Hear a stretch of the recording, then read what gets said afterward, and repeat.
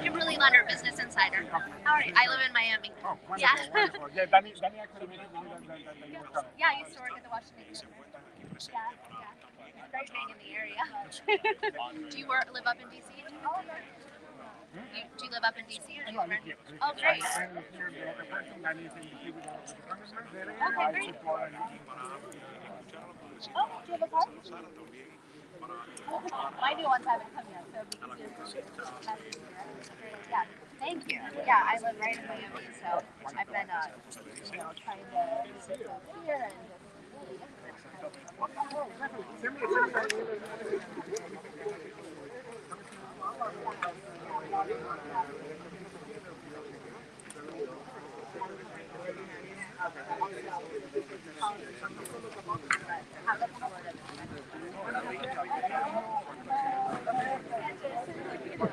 yeah, I'm very concerned.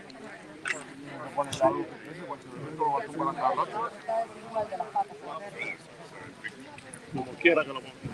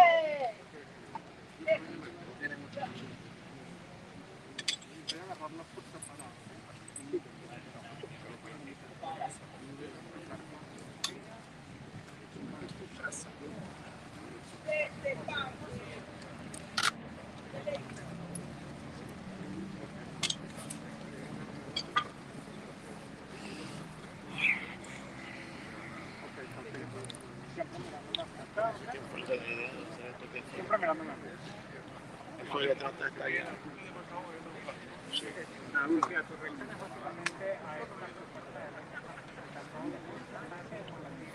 Precisamente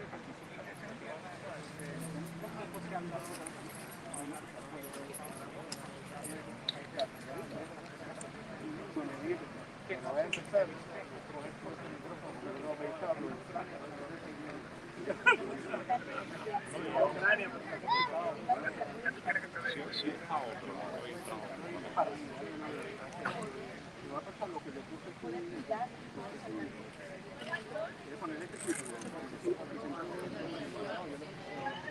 ya tú estás. No, yo lo pongo.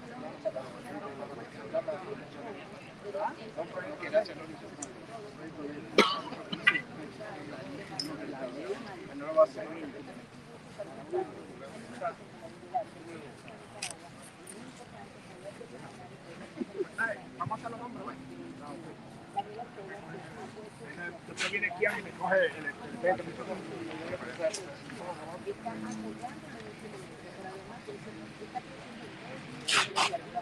Llegó Gimenez.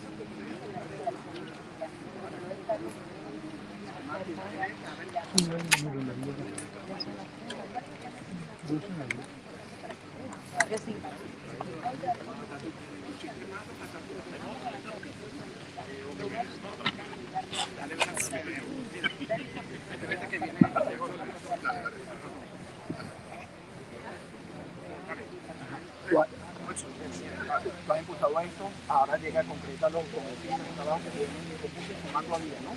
Para nosotros es un honor que estamos viendo el proyecto que iniciáramos hace 4 años, alcanzando estos niveles. Es un verdadero honor, nosotros estamos insistiendo en la ley también en Europa, de manera que para nosotros es un verdadero honor que se está alcanzando la educación del combate comunista, que está alcanzando estos niveles. Es un verdadero honor para nosotros, estamos muy contentos. Muchas gracias.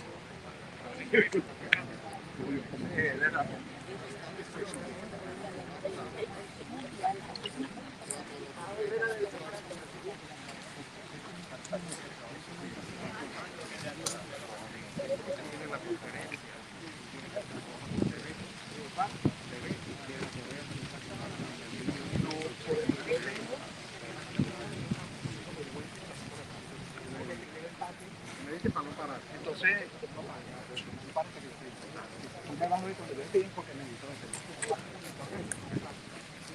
porque si este pone el micrófono, tengo que encender el mío. Bueno, el problema es que los riesgos que implica la llegada del comunismo a un país democrático como Estados Unidos, solamente fijémonos en el sistema educacional, fijémonos ciertas políticas de escala izquierdista del Partido Demócrata que pretende controlar lo que fijémonos en el adoctrinamiento. Nuestros niños, si vemos el peligro la democracia, hay que cuidarse. La política es el único sistema justo, es un sistema próspero. O sea que solamente la libertad y la prosperidad puede tener un sistema democrático. Bueno, quizás no en la máxima expresión de lo que es, pero recordemos la política populista, recordemos el efecto que tiene el manipulador, que tiene que pensemos en la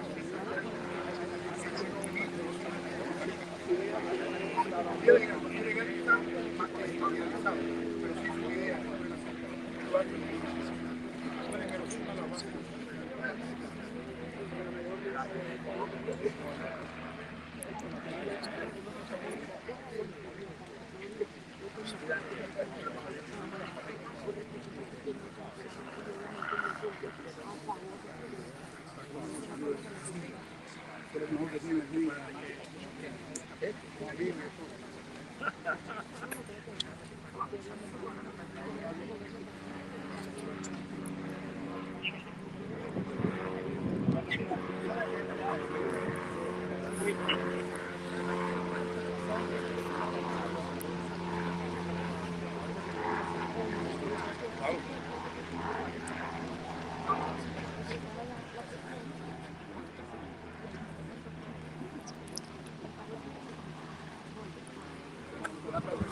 No, escuché dentro de la parte que faltaba, que yo dije, con la mirada lo que faltaba.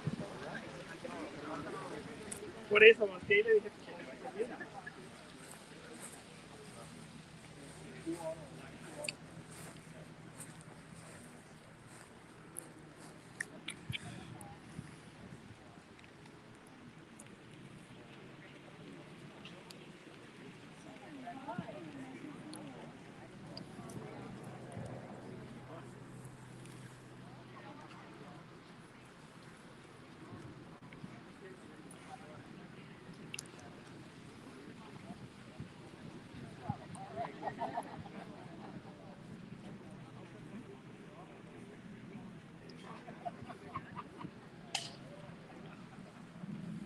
There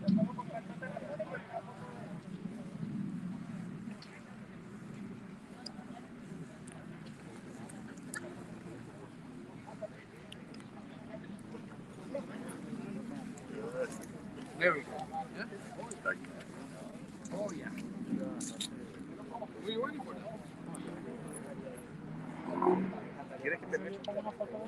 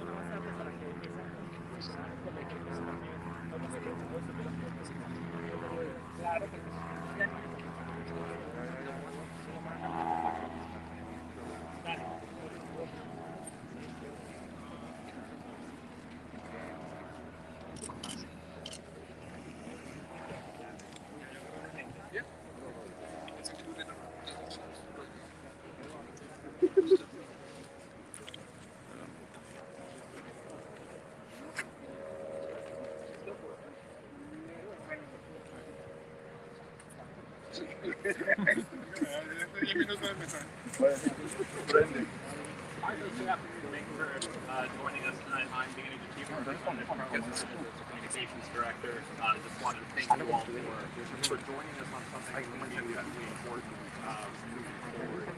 Once we get back next week, and then moving forward in Congress, doing everything we can to retool our foreign policy. Today we're joined by several important members of the South Florida community who have advocated for the anti-communism, pro-freedom, pro-democracy facets of our political discourse. So joining us today, we're going to have Rosa Maria Elvira, Marcel Felipe, José Luis García, Antonio, Ernesto Ackerman, Gina Diaz, and Sofia Lacalle. So today we're going to have Congressman Carlos Gimenez will be joined by Nicole Malliotakis, and a little later Maria Elvira Salazar. They're going to go through a couple of remarks, and then we'll go ahead and start taking questions at the end. So, thanks again for everyone joining us. This is an incredibly important issue. So with that, I'll pass it on to Congressman Gimenez. Thank you. Thank you, Danny, and good afternoon. I'm Congressman Carlos Gimenez. Let me first welcome everybody here to District 26, and also to my colleague, Congresswoman Nicole Malliotakis, all the members of the community, the press, again, welcome to the Florida Congressional District. I want to thank my colleagues, Nicole Malliotakis, and hopefully Maria Elvira Salazar will be joining us a little bit later this afternoon in unveiling this legislation, the Combating Communism Act, which will be introduced in the House of Representatives later today. I also want to thank and highlight my friend and colleague, Congresswoman Maria Elvira Salazar, who was an original co-sponsor of this legislation, but unfortunately could not be with us today. This legislation directs the Department of State to create a special envoy to retool American foreign policy to counter communist and authoritarian governments around the world, creating a bridge between the United States and all the freedom-fighting people currently stuck in oppressive communist and authoritative regimes. Special Envoy would be instrumental in building out civil society support within oppressive governments, supporting pro-democracy protesters, advancing pro-freedom causes, fighting for important issues such as providing internet access to the people inside Cuba, strengthening democratic institutions around the world. These tasks include providing direct support for protesters and dissidents who organize against authoritative and oppressive governments, working with NGOs and international groups to support civil society support within authoritative states, liaise between the federal government and government opposition groups within countries that don't have U.S. embassies, such as Cuba, Iran, Venezuela, etc., elevate awareness of the pro-freedom, pro-democracy causes for international organizations such as the United Nations, the Organization of American States, etc. Serve as an advisor to the President of the United States to work directly in combating communism, authoritarianism across the world and the United States. The time has come not only to build and restore democracy around the world, but also towards the preservation of freedom and democracy. Today, we're joined by several members of the community, all who have played a fundamental part in advancing the cause of freedom here at home and reminding us of those who continue to struggle under communist and authoritative regimes. Today, we stand here in a place of history and historic significance. Camp Matecumbe served as the first temporary shelter for many of the children who came from Cuba under Operation Federal Ban 6 decades ago. Here they lived, they attended school, took their first steps in becoming integrated members of American society. Thanks to the services provided by an incredible collaboration between the Catholic Social Services Bureau and the United States government. This camp represents the hopefulness of the American dream, brimming with optimism for the road that will lead to freedom for so many of us here in South Florida. Today, far too many people around the world are still in search of that freedom. They're yearning for freedom, for democracy, for peace, for prosperity is universal. Independent of your race, your gender, your ethnicity, your nationality, or religion. It is on these very ideals on which America, the most incredible, abundant, and free country in the world, was founded, and why so many of us fled here. Whether we're talking about brave members of the Cuban exile community who sought safety from the Castro dictatorship in Cuba, to those in Venezuela who fled the brutal Chavez Maduro regime, or Nicaraguans who left their homeland because of the butchery of Daniel Ortega and the Sandinistas. America continues to be a melting pot of people and cultures, all threaded together by a common aspiration for freedom and democracy. We see it in the march towards freedom by Russian and Ukrainian immigrants who fled the Soviet bloc, the refugees who fled communist Vietnam and Cambodia, those who managed to escape the hellscape in Afghanistan created by the Taliban terrorists, and the brave souls who have found themselves in freedom after leaving North Korea. As communist and authoritarian forces begin to fortify around the world, now is the time for the United States to reaffirm its commitment to combating communism and authoritarianism head-on. As the leader of the free world, we must continue to stand up for the universal values of freedom, liberty, democracy, and peace. By retooling our foreign policy, we are sending a strong signal to the world that there is no room for oppressive governments who violate basic human rights, who stifle the free expression of its people, who undermine democratic elections and institutions, and who unravel its people's economic rights. Communism kills, authoritarianism kills, freedom and liberty must prevail. Together, we will continue to press forward in Congress to ensure that the State Department takes this task head on. We know from our own personal experience the perils of communism and authoritarianism.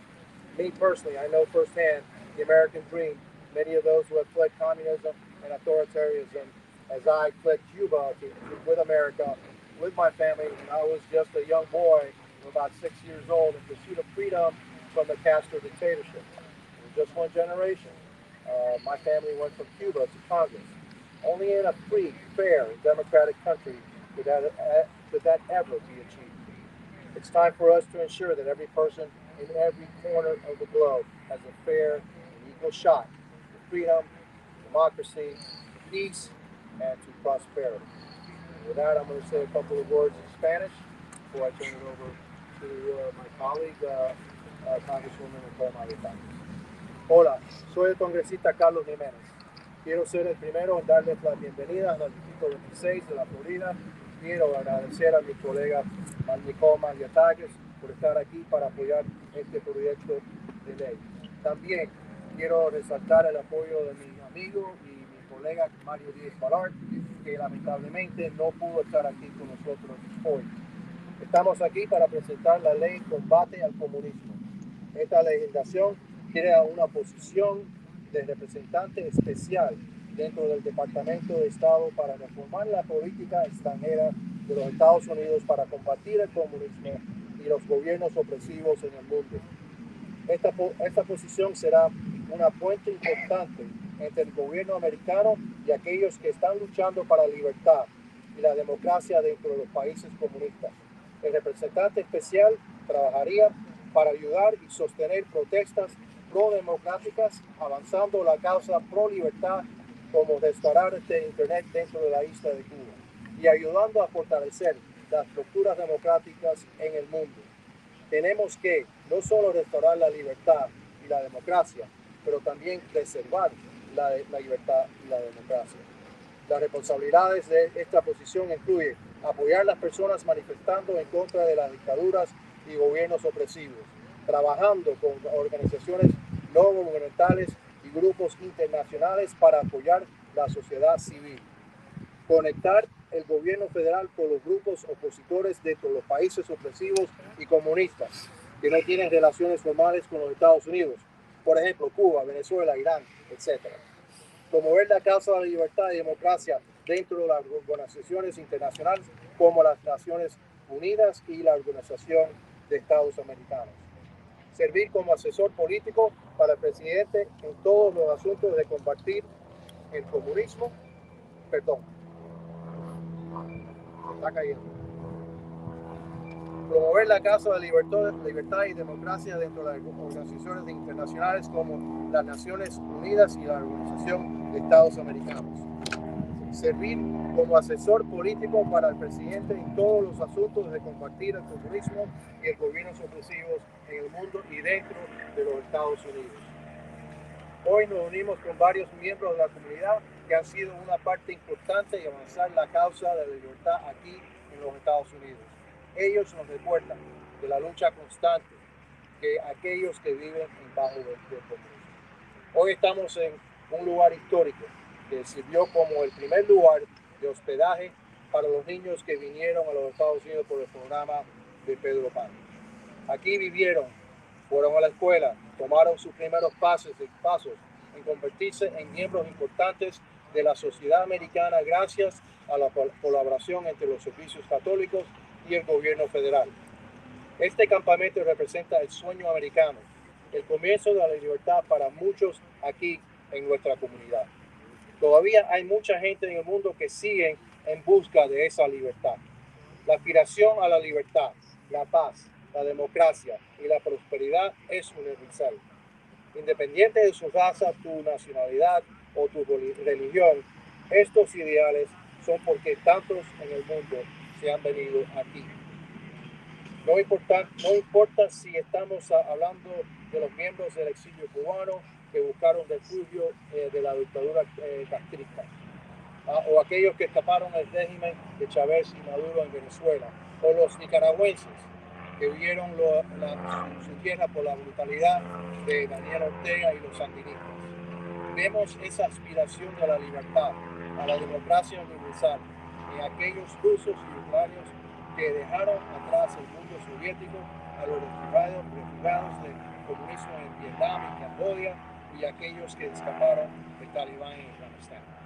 Mientras las fuerzas comunistas se intensifican en el mundo, ahora es el momento para que los Estados Unidos reafirmen su compromiso a combatir el comunismo. Siendo el líder del mundo libre, tenemos que continuar nuestro apoyo a la libertad, la democracia, la paz, dándole los recursos a nuestra política extranjera para combatir el comunismo. Sería darle una seña importante al mundo, que jamás aceptaremos los gobiernos opresivos que violan los derechos humanos, que opriman los derechos de la libre expresión, que violan la democracia y que acaban con los derechos económicos de los humanos. El comunismo mata, la libertad tiene que prevalecer. Juntos podremos seguir luchando contra el comunismo y los gobiernos opresivos. Gracias a todos por estar aquí.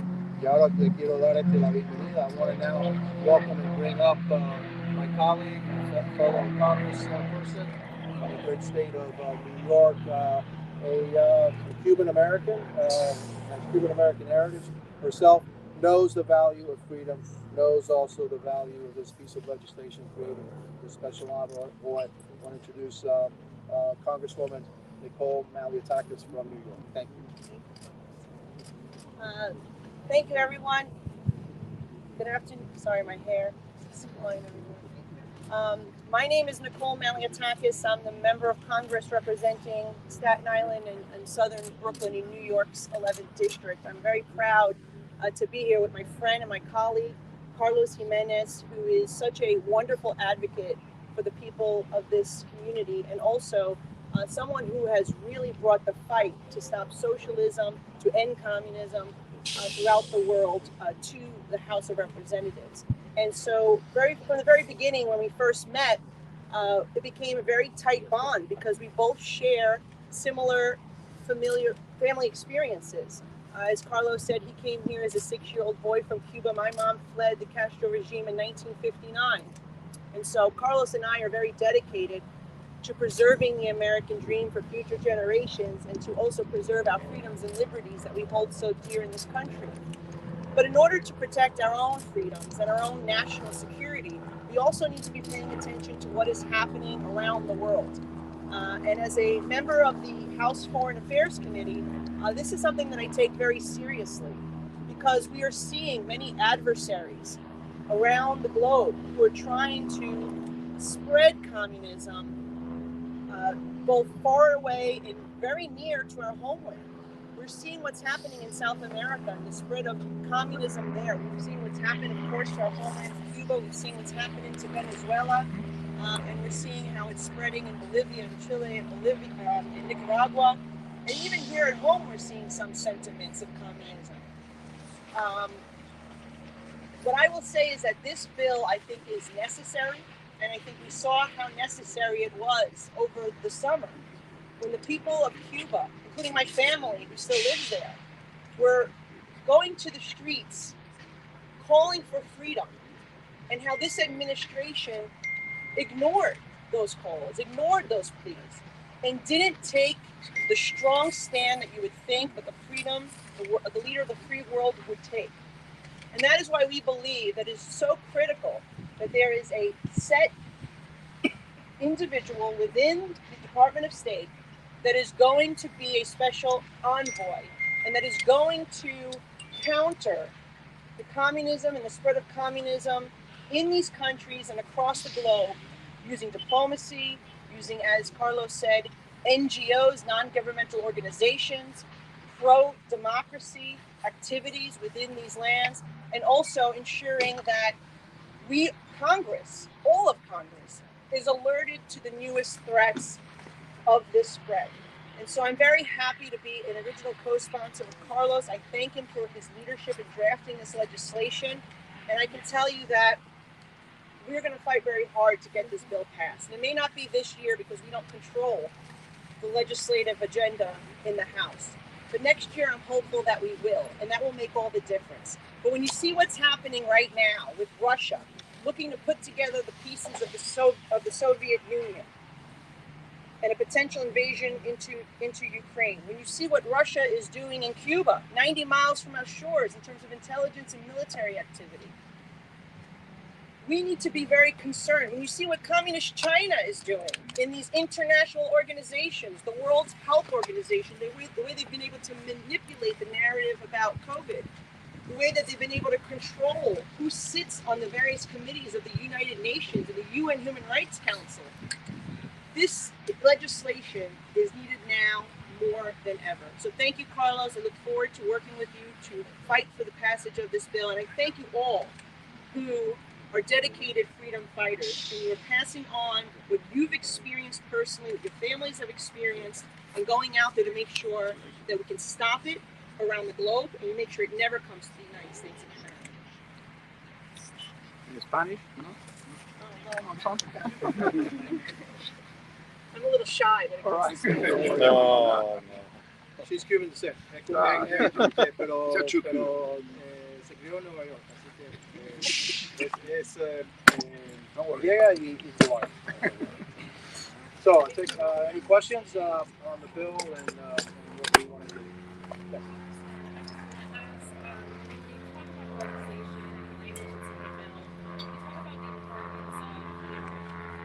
Fighting communism and undermining elections. You did vote to overturn the votes in Harrisburg, Pennsylvania. I just want to ask you, how do you reconcile? I can reconcile because I followed what I believe to be the Constitution of the United States. It's my right to do that, but I also felt that the Constitution may have been violated in the 2 states. Did not vote to overturn the election because even with overturning those 2 states, there results of the election were never going to overturn. So I didn't vote to overturn the election, but I did have questions about those two states. I also want to ask, I know the language. And by the way, that's also Democratic. It's part of our Constitution. So it's part of democracy. So you don't think that constitutes undermining of democracy? Absolutely not. I think that that's part of the role of Congress. It's in the Constitution. So, and we're a democratic society. So I acted within the scope of the Constitution of the United States, what I felt was my constitutional duty. And so that's part of democracy too. There's a role for disagreement, and that's what democracy is all about: agreeing and disagreeing, and voicing that in a democratic process, but by duly elected representatives. That's not what happens around the world. In the world, look, in Nicaragua, Daniel Ortega got elected president of Nicaragua. Sure, he got elected by being president of Nicaragua because he put in jail everybody that was going to oppose him. Okay, that's not democratic. Okay, so again, that's what we're here to do. We're here to be the voice. We want the United States to be the voice of freedom and democracy around the world, against all oppressive regimes around the world, and give the people in those countries the right to express themselves. Congresista. Hold on a second. You can't, yes, go ahead, one more time. I know the language of the bill is based on Ilhan Omar's bill on Somalia. Can you explain why you think it is, I know you voted against that bill, but why do you think it's important to have an envoy to fight communism, but not an envoy to fight Islamophobia and China? You know, it's important to fight for freedom around the world. And, you know, there's special envoys for all kinds of things. And so I think that this is one of the topics which I feel is very important to have a special envoy, because of the threat that authoritarianism and communism bring. Congresista, sobre el alcance de la ley en caso de ser aprobada, de las consecuencias que han pasado a raíz del comunismo, como la inmigración hacia Estados Unidos. Hablaba usted de convertirse en asesores del presidente en medio de este contexto de ley en temas de política exterior, de diplomacia. También serán asesores en temas migratorios, sobre todo con esto es un envoy simplemente para el tema de la libertad en países extranjeros y también aquí en las fuerzas adentro de Estados Unidos, pero para combatir el comunismo y también los países que son que no tienen la democracia. Por eso es el proyecto de la ley, para avisar al presidente sobre esto, y también avisar a países y también países donde se encuentran que son regímenes opresivos, en qué manera nosotros podemos ayudar a esos opositores a esos regímenes a cómo pueden lograr la libertad en su país. Congresista. ¿Qué tal? Se han conversado con colegas de Congress a ver si se va a tener apoyo bipartidista y qué pasos tienen ahora para que esta... Bueno, esto primero, yo tengo duda que esto va a tener pasos en este Congreso, pero si esperamos que nosotros vamos a tomar poder en el próximo Congreso, esta ley entonces se puede debatir en el Congreso. Yo no tengo esperanza que la presidenta Nancy Pelosi va a poner este proyecto para el debate, que para voto, porque eso es lo que no está sucediendo ahora. Ningún tipo de proyecto, casi ningún tipo de proyecto de ley de los republicanos ha llegado a votar, al voto. Así que no espero eso, pero estamos ahora estableciendo que para el próximo Congreso, esto es un proyecto de ley que vamos a introducir y espero que se va a pasar en la Cámara en el próximo Congreso.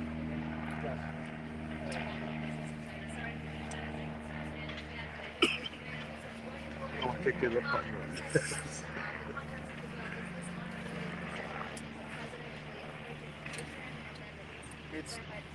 It is a special envoy is not, but it's created within the Department of State, and the Department of State, the way that I envision the bill working, they would be the ones that would dictate which countries, are this special envoy is really targeting in terms of communism or oppressive regimes, and then the special envoy would help those forces trying to liberate, bring democracy to those countries.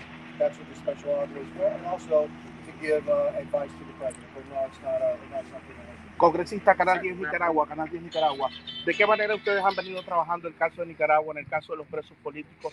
Tenemos entendido que también tuvo reunión con la excomisionada Sofía Lacayo en Washington. ¿De qué manera han venido ustedes? ¿Qué han venido ustedes haciendo en este caso? No, primero, ¿en qué manera podemos coger información de lo que está sucediendo y en qué manera podemos ayudar.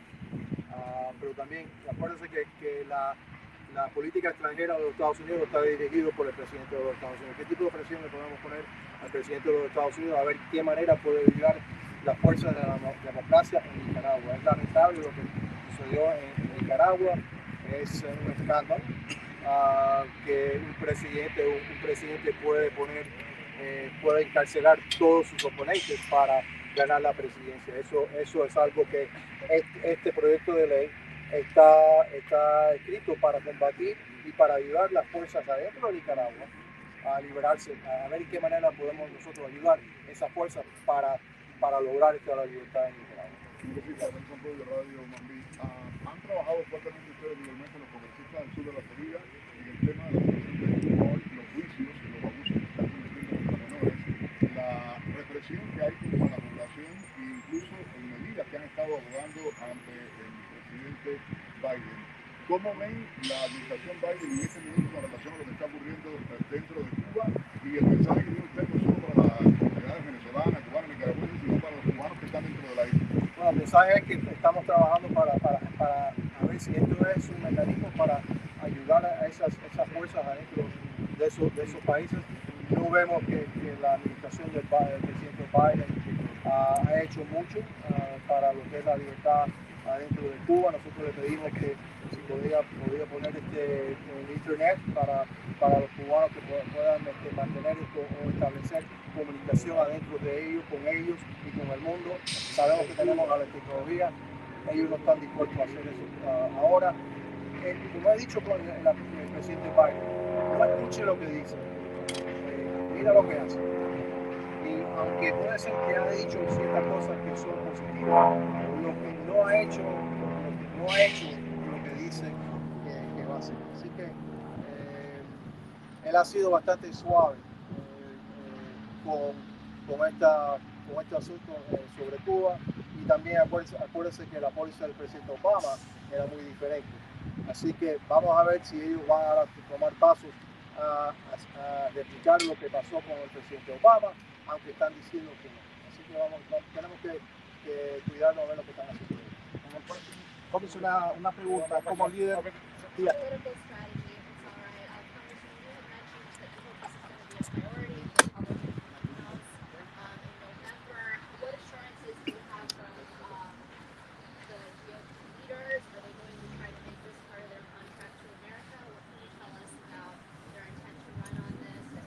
Spoken to them about this bill, but we can see from past statements made by Leader McCarthy and others in our conference that they are very supportive in legislation that would counter communism, that would counter socialism. They also are very committed to seeing a free Cuba. They have spoken out alongside us. They have written letters to the Biden administration and to Secretary Blinken on this subject, and so I do believe we will get support.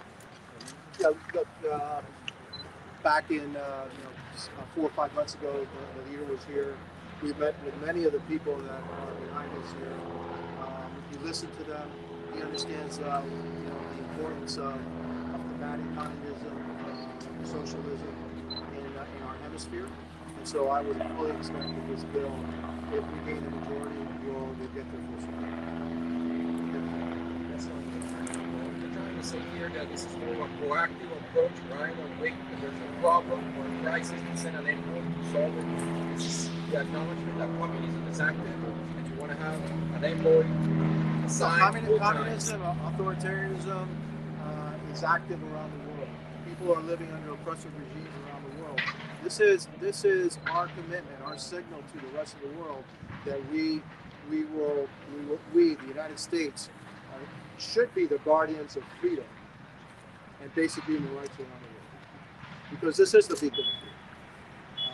And people come here from around the world seeking freedom. But if something happens here where we don't have that freedom here, where are we going to go? Well, this is the last bastion of freedom around the world. And so we need to make sure that we don't become the last bastion of freedom. I mean, that freedom and democracy can be accelerated around the world, and freedom and democracy come to those people that for far too long have been held under oppressive regimes. And we have to say no. This is where the United States stands. These are our principles, and we will not be, deterred from bringing freedom to the people of the world. That's what this is about. Okay? Easier said than done, no doubt. All right, but at least this is a signal that says, yeah, we are committed to this, and we're going to send a special envoy whose only job is to help freedom-loving people across the world. Congresista, las protestas en Venezuela y en Nicaragua se dieron bajo otra administración.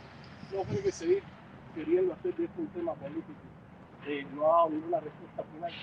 Pero tenemos que avanzar y tenemos que ser, nosotros tenemos que tener una política diferente, que tenemos que avanzar la causa de la libertad en el mundo.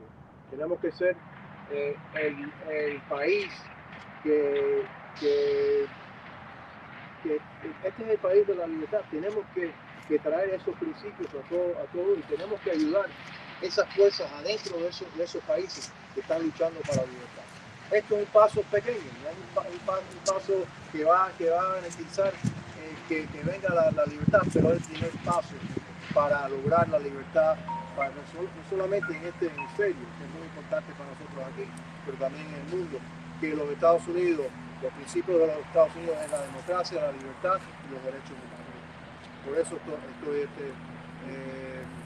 poniendo este proyecto de ley en el Congreso. Espero que por lo menos que en el año que viene, si comprobamos el Congreso, que este proyecto de ley se va a avanzar y que vamos a tener un envoy especial dedicado solamente a la restauración, la preservar libertad y avanzar la causa de libertad. One more. ¿Cree que las sanciones van a seguir siendo el mecanismo para combatir el comunismo? Sanciones tienen que ser parte de eso. Y también presión económica, y también que nosotros tenemos que utilizar la fuerza económica de los Estados Unidos. Puede ser, en inglés se llama different tools, que no se han utilizado, y no lo voy a nombrar, pero que son bastante fuertes en términos económicos para ayudar las fuerzas adentro de esos países de la libertad. ¿Puede mencionar alguno? ¿Puede mencionar alguno, por ejemplo? No, porque ahora no quiero dejarle a la oposición parte de la estrategia que se pueda actualizar en el futuro. Congresista, ¿cuál sería su mensaje al pueblo de Nicaragua que espera esperanza, espera paz, tranquilidad?